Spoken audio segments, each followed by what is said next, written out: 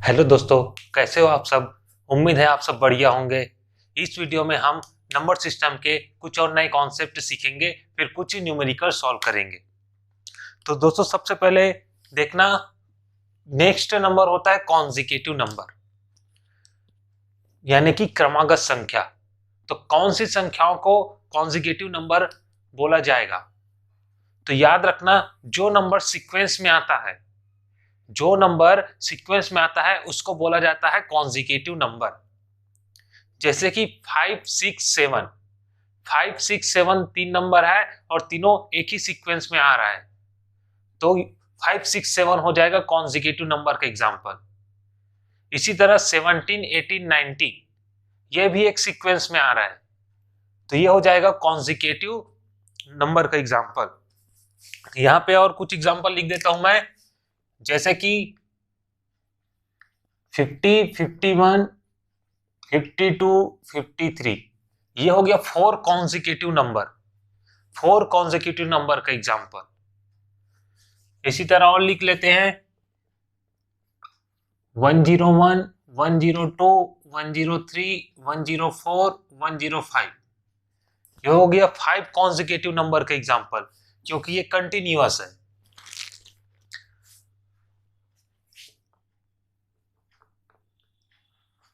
One 155 156 158, क्या ये consecutive number है? सोच के देखना, 155 156 158 ये कॉन्जिक्यूटिव नंबर नहीं है।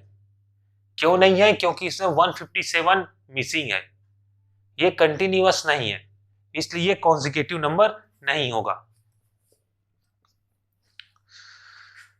तो अगर मैं बोलूं कि 3 कॉन्जिक्यूटिव नंबर है, 3 कॉन्जिक्यूटिव नंबर है मेरे पास, और उसमें से जो फर्स्ट टर्म है वह है x, मतलब जो पहला पद है वह है x। 3 कॉन्जिक्यूटिव टर्म है, इसमें से जो पहला है वह है x। तो आप क्या दूसरा बता सकते हो क्या कि दूसरा टर्म क्या होगा? अगर फर्स्ट टर्म x है तो दूसरा टर्म क्या होगा? तो यहां पे देखना, जो कॉन्जिक्यूटिव नंबर था उसमें सेकेंड टर्म और फर्स्ट टर्म के बीच में कितने का डिफरेंस है? यहां सेकेंड टर्म और फर्स्ट टर्म के बीच में 1 का डिफरेंस है, 1 का डिफरेंस है। इसी तरह थर्ड टर्म और सेकेंड टर्म के बीच में कितने का डिफरेंस है? यहां भी 1 का डिफरेंस है। मतलब कॉन्जिक्यूटिव नंबर में हमेशा 1 का डिफरेंस होता है, दूसरी वाली संख्या पहली वाली संख्या से 1 बड़ी होती है। तो जो अगर हमें फर्स्ट टर्म पता है तो हम second term, third term, fourth term निकाल सकते हैं। कैसे? अगर फर्स्ट टर्म x है, फर्स्ट टर्म x है तो सेकेंड टर्म हो जाएगा x प्लस 1। अगर सेकेंड टर्म x है तो थर्ड टर्म हो जाएगा x प्लस 2। ये हो जाएगा इसके 3 टर्म्स। इसी तरह इसमें एक और कॉन्सेप्ट होता है consecutive even number. Consecutive even number यानी कि क्रमागत सम संख्या।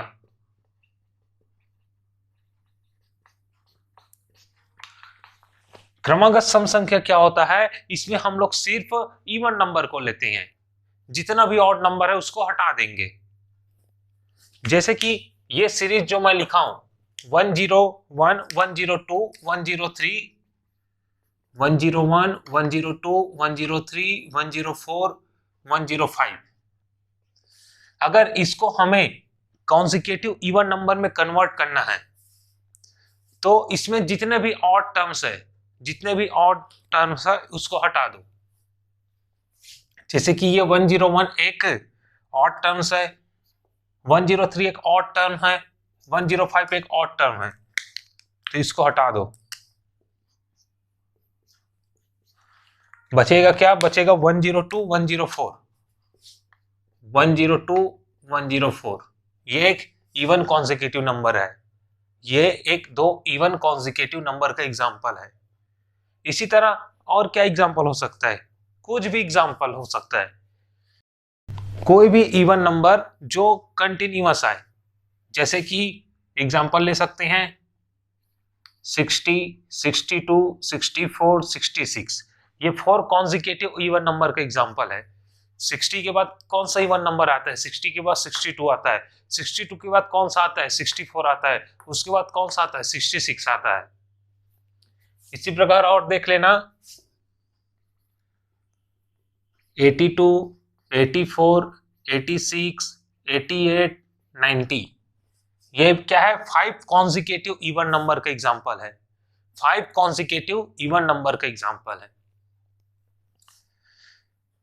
अब अगर आपको बोला जाए कि 4 कॉन्जिक्यूटिव इवन नंबर लिखना है, 4 कॉन्जिक्यूटिव इवन नंबर लिखना है और फर्स्ट टर्म दिया है x, 4 कॉन्जिक्यूटिव इवन नंबर लिखना है आपको और आपको फर्स्ट टर्म बस पता है कि x है, तो क्या सेकंड टर्म बता सकते हो? क्या सेकंड टर्म्स क्या बता सकते हो? तो यहां पे देखना, जो सेकंड टर्म्स होता है वो फर्स्ट टर्म से 2 बड़ा होता है। इवन कॉन्जिक्यूटिव नंबर में जो सेकंड टर्म्स होता है वो फर्स्ट टर्म से +2 बड़ा होता है, और जो थर्ड टर्म होता है वो सेकंड टर्म से +2 बड़ा होता है। ये क्यों होता है? क्योंकि इवन के बीच में 2 का ही तो डिफरेंस होता है, 2 इवन के बीच में 2 का डिफरेंस होता है, इसलिए सेकंड टर्म्स है वो फर्स्ट टर्म से +2 बड़ा होता है। तो अगर हमें फर्स्ट टर्म पता है और हमें कॉन्जिक्यूटिव इवन नंबर लिखना है तो सेकंड टर्म क्या होगा? सेकेंड टर्म हो जाएगा x + 2। सेकेंड टर्म क्या होगा? x + 2। इसी प्रकार जब हमें अब सेकेंड टर्म पता है तो थर्ड टर्म क्या होगा? थर्ड टर्म होगा x + 4, इसमें +2 और ऐड कर दो। थर्ड टर्म के बाद फोर्थ टर्म क्या होगा? फोर्थ टर्म क्या होगा? x + 6। इसी प्रकार और एग्जांपल देखना कि हमारे पास 5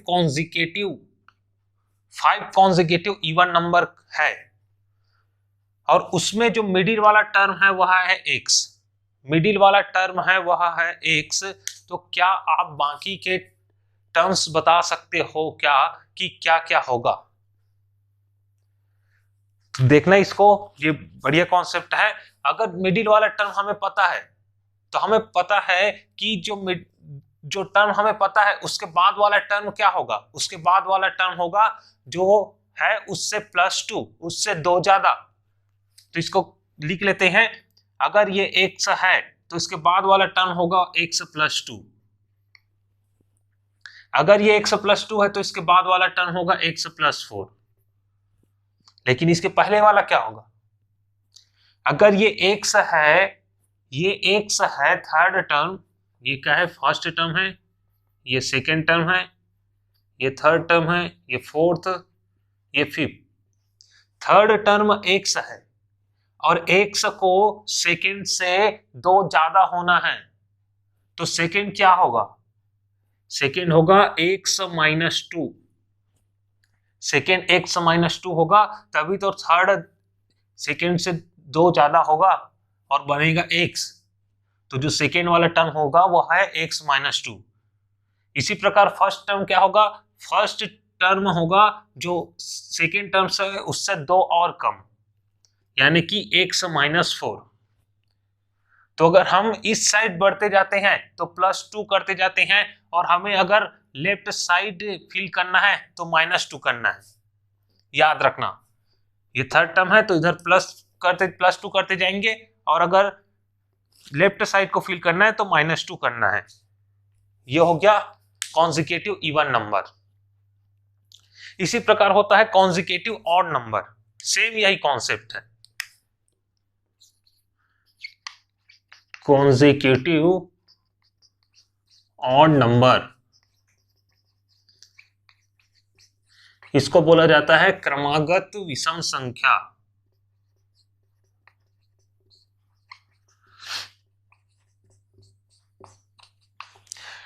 जैसे इसमें सिर्फ इवन टर्म्स को ले रहे थे, वैसे इसमें सिर्फ ऑड टर्म्स को लेना है, जितने भी इवन टर्म्स उसको हटा देना है। जैसे कि फिर से यही एग्जांपल लेते हैं 101 वाला, 101, 102, 103, 104, 105, ये एक नंबर है और ये इस नंबर को हमें कॉन्जिक्यूटिव ऑड नंबर में चेंज करना है। तो क्या करेंगे, सबसे पहले जितने भी इवन नंबर है उसको हटा दो, जो बचेगा वो आ जाएगा कॉन्जिक्यूटिव ऑड नंबर में। 101, 103, 105 ये हो जाएगा 3 consecutive odd number. 3 consecutive odd number, जो एक कॉन्जिक्यूटिव नंबर वो कितना भी हो सकता है, मैं 10 भी लिख सकता हूं, 15 भी लिख सकता हूं, 20 भी लिख सकता हूं, इसमें कोई लिमिट नहीं है। अगर मैं बोलूं 7 कॉन्जिक्यूटिव नंबर लिखो, 7 कॉन्जिक्यूटिव नंबर लिखो जिसमें फर्स्ट टर्म है 41। 7 कॉन्जिक्यूटिव नंबर लिखना है, फर्स्ट टर्म है 41। कॉन्जिक्यूटिव ऑड नंबर लिखना है, फर्स्ट टर्म है 41। तो सेकेंड टर्म क्या होगा, सेकेंड टर्म होगा इसके 41 के बाद आने वाला ऑड नंबर। 41 के बाद कौन सा ऑड नंबर आता है, 43। तो सेकेंड टर्म हो जाएगा 43। इसके बाद 45, 47, 49, 51, 53, ये हो गया 7 कॉन्जिक्यूटिव नंबर। अब इसमें भी बताना कि जो कॉन्जिक्यूटिव ऑड नंबर होता है उसमें सेकेंड टर्म और फर्स्ट टर्म के बीच में कितने का डिफरेंस होता है। तो जो सेकेंड टर्म है और फर्स्ट टर्म के बीच में यहां भी 2 का डिफरेंस होता है, +2 का डिफरेंस होता है। थर्ड टर्म और सेकेंड टर्म के बीच में कितने का डिफरेंस होता है, थर्ड टर्म और सेकेंड टर्म के बीच में भी +2 का डिफरेंस होता है। तो अगर हमें बोला जाए कि 5 कॉन्जिक्यूटिव नंबर लिखो, 6 कुछ भी लिख सकते हो, 6 कॉन्जिक्यूटिव नंबर लिखो और उसमें जो थर्ड टर्म है वह x है। 6 कॉन्जिक्यूटिव नंबर लिखना है और जो थर्ड टर्म है वह x है।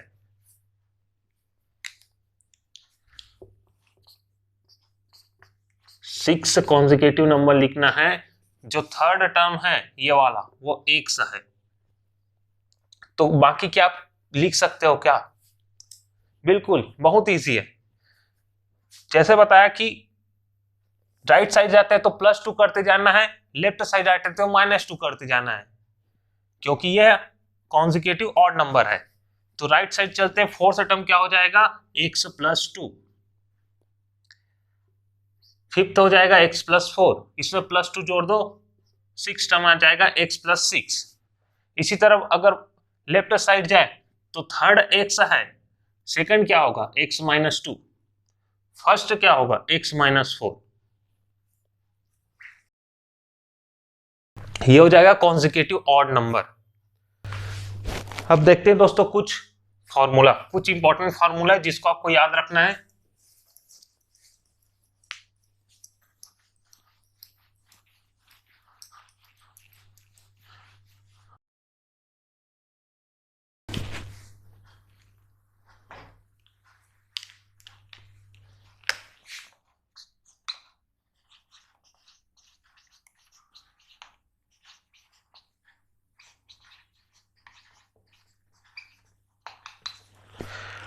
इंपॉर्टेंट फॉर्मूला, तो सबसे पहले याद रखना कि कोई भी सीरीज दिया हो, कोई भी फाइनाइट सीरीज दिया हो और अगर आपको बोला जाए कि उसमें नंबर ऑफ टर्म्स फाइंड करो तो कैसे करोगे। तो याद रखना सबसे पहले तो पता होना चाहिए कि फाइनाइट सीरीज क्या होता है। तो वो सीरीज जिसमें लास्ट टर्म्स हमें पता हो कि लास्ट टर्म्स क्या है, वह होगा फाइनाइट सीरीज। अगर लास्ट टर्म नहीं पता है तो वह होगा इनफाइनाइट सीरीज। और उसमें नंबर ऑफ टर्म्स कैलकुलेट करने के लिए आपको पहले पता होना चाहिए कि उसमें कॉमन डिफरेंस क्या है, उसके टर्म्स के बीच में कॉमन डिफरेंस क्या है, यानी कि उसको हिंदी में बोला जाता है सार्वंतर। तो वो क्या होता है सबसे पहले देखते हैं।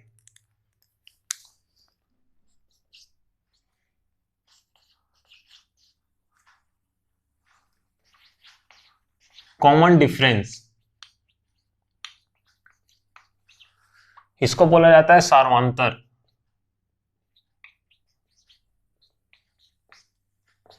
तो जो कॉमन डिफरेंस होता है वह होता है second terms minus first term, यानी कि सेकेंड टर्म्स और फर्स्ट टर्म के बीच में कितने का डिफरेंस है, थर्ड टर्म और सेकेंड टर्म के बीच में कितने का डिफरेंस है, और ये जो डिफरेंस होता है वह सेम होना चाहिए।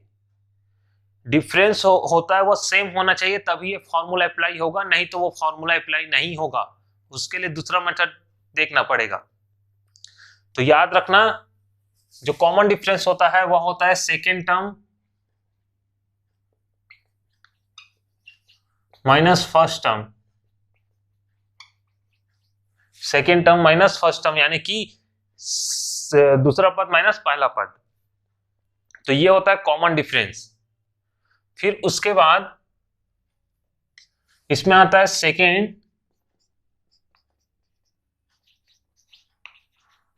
Number of terms in series.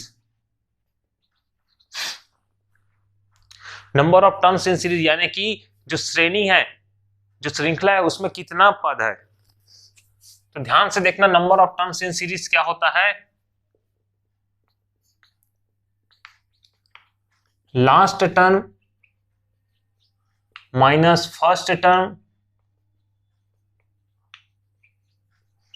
Divide by D plus 1। ये डी क्या है, ये डी है कॉमन डिफरेंस। याद रखना जो कॉमन डिफरेंस है उसको डी से डिनोट किया जाता है। तो number of terms in series क्या होगा, last term minus first term divide by D plus 1। और ये तभी वर्क करेगा जब जो सीरीज दिया है उसमें कॉमन डिफरेंस डी है, तो ये फॉर्मूला होगा। इसको याद रखना, जो number of terms and series है उसको एन से डिनोट करते हैं। तो ये हो जाएगा last term minus first term divide by D plus 1, total number of terms आ जाएगा। फिर इसमें थर्ड पूछा जाता है कि सीरीज में जितने भी टर्म्स अवेलेबल है उसका सम क्या होगा, उसको जोड़ने पर हमें क्या मिलेगा। तो उसको याद रखना,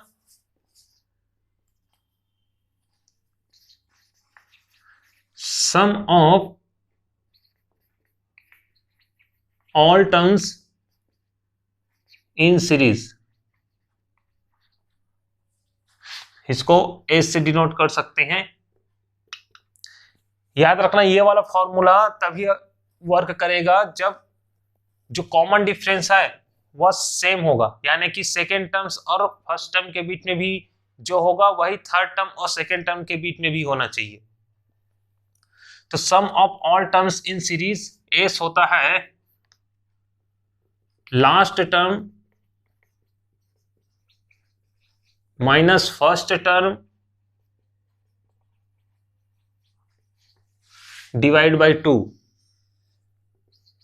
इंटू एन। एन क्या है, एन है number of terms in series. तो ये होता है the sum of all terms in series, last term minus first term, sorry ये प्लस होता है, ये प्लस होता है, last term plus first, last term plus first term divide by 2 into N. ये होगा फॉर्मूला। फिर इसमें और फॉर्मूला से पूछा जाता है कि फर्स्ट एन नेचुरल नंबर का सम क्या होगा। फर्स्ट एन नेचुरल नंबर का सम क्या होगा। नेचुरल नंबर कहां से स्टार्ट होता है, नेचुरल नंबर होता है 1 से। तो 1 to n नेचुरल नंबर का सम पूछा जाता है, प्राकृतिक संख्याओं का योग पूछा जाता है। तो इसको देखना,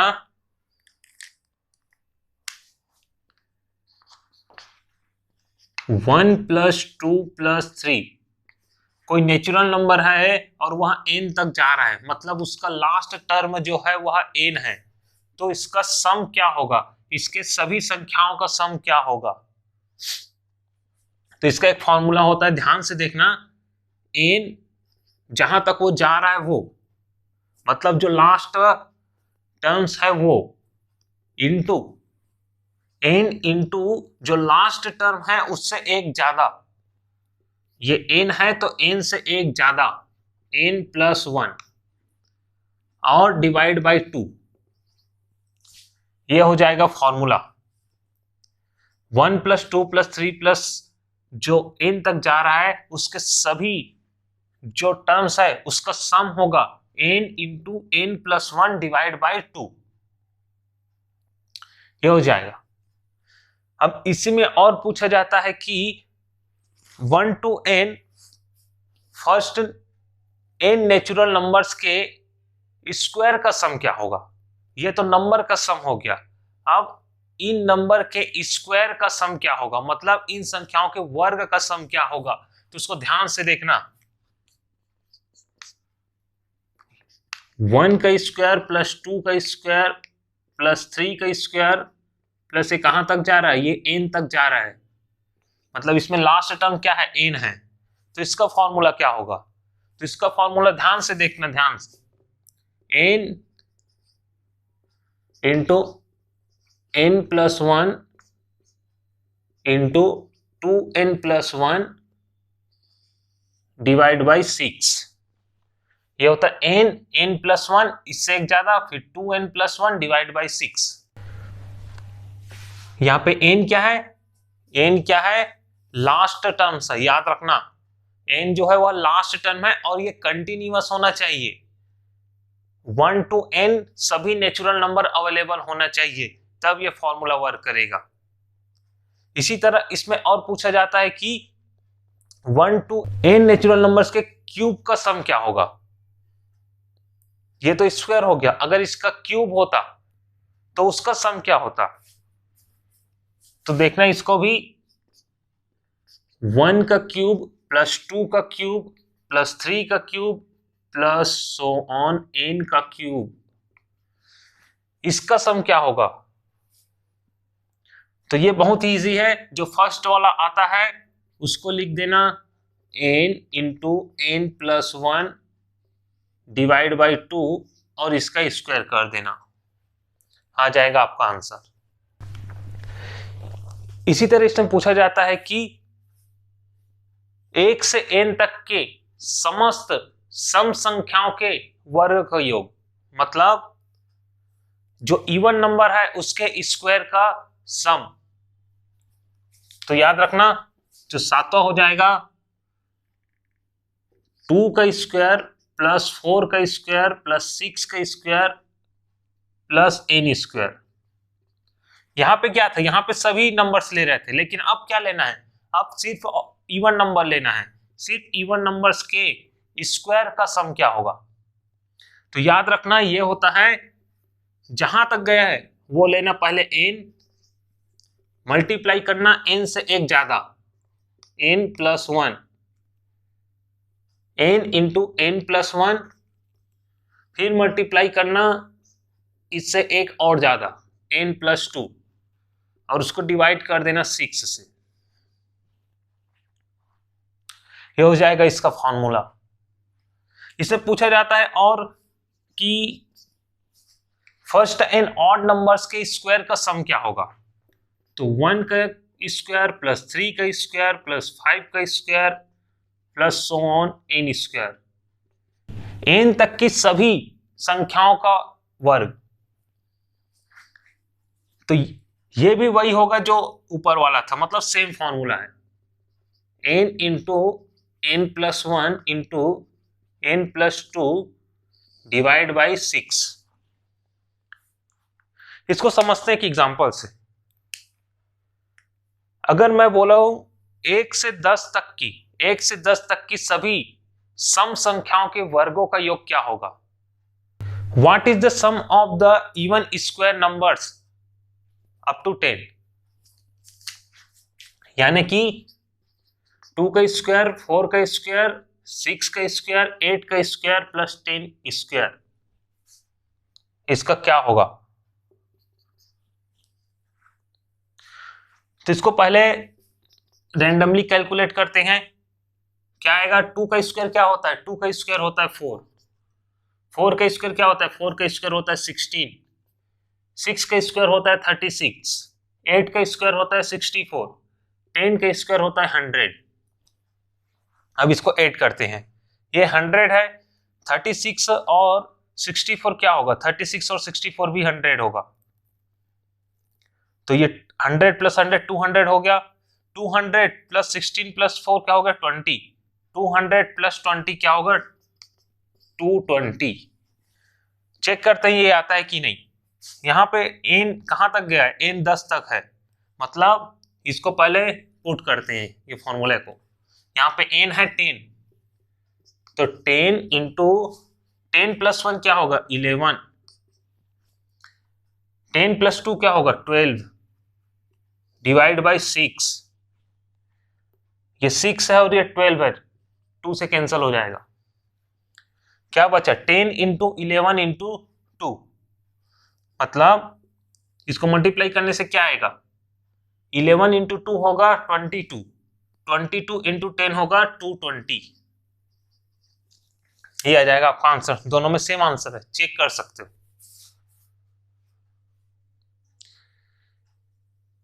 इसी तरह आप चाहो तो इसको भी चेक कर सकते हो, 1 से 10 तक के सभी विषम संख्याओं के वर्गों का योग।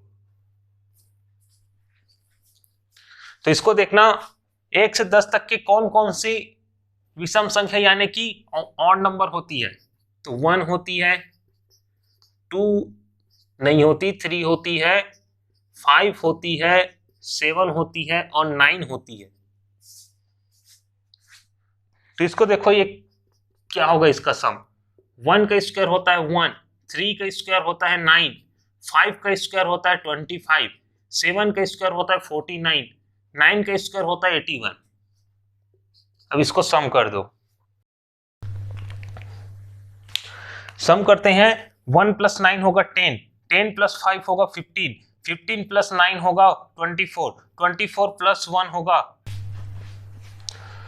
24 प्लस 1 होगा 25, तो 25 को 5 आ जाएगा 2,